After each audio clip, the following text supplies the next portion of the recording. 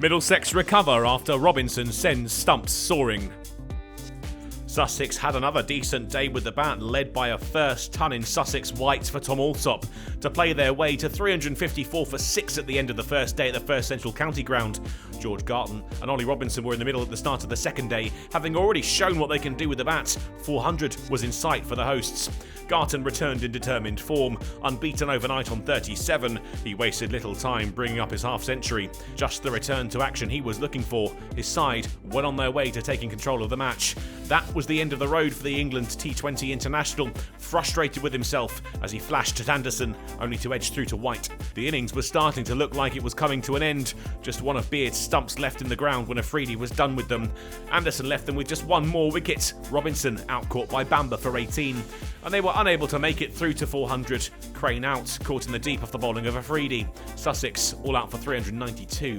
They may have been denied 400 runs, but Sussex wandered off proud of their first innings return, led by Alsop's 113, while Orr had been unfortunate to depart for 99, their cause massively helped by the lower order 53 of Garton. Anderson had been the pick of the bowlers with 3 for 88. And Sussex had more to enjoy when they picked up the ball for the first time.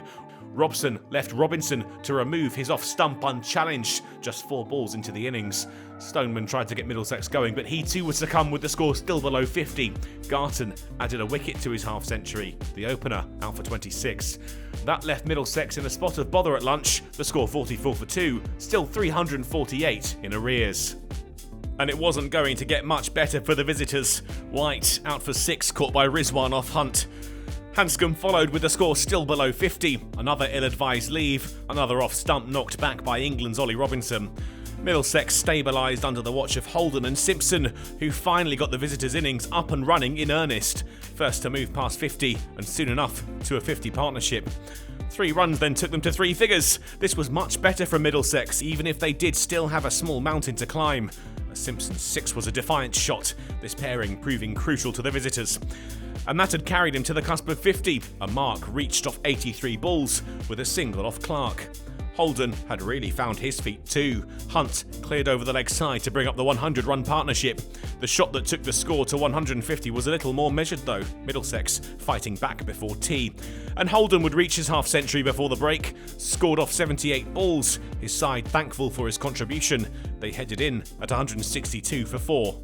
After putting on such a defiant show, Robinson brought Simpson's innings to an end on 71, yet another stump removed. They found their way to 200, still under pressure, but the deficit was dropping. Holman not shy to get his innings started, 6 runs off Garton getting him underway. But at the other end, Holden would go, bowled behind his legs by Mason Crane, 4 wickets left now. Anderson joined Holman in the middle, and once again Sussex were kept at bay.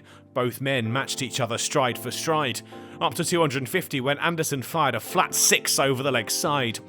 After 76 balls together, they put on 50 unanswered runs, a dismissive boundary from Holman taking them to the mark. And Holman would have a 50 before the end of the day, scored pretty quickly off 64 balls. His 7th boundary got him there. They were just 16 shy of 300 when bad light brought an end to the day. The threat of the follow-on had evaporated. They were now just 108 behind with 4 wickets in hand.